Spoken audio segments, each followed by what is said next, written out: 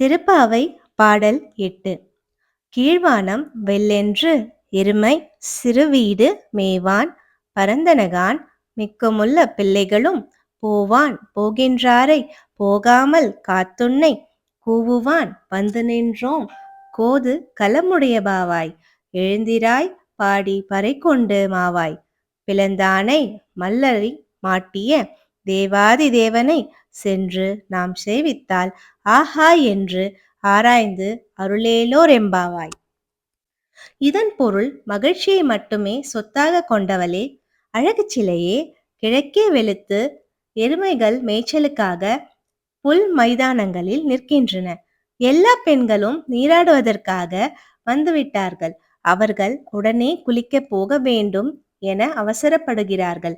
ஆனால் உனக்காக தடுத்து நிறுத்திவிட்டு உன்னை கூவி கூவி அழைக்கிறோம்.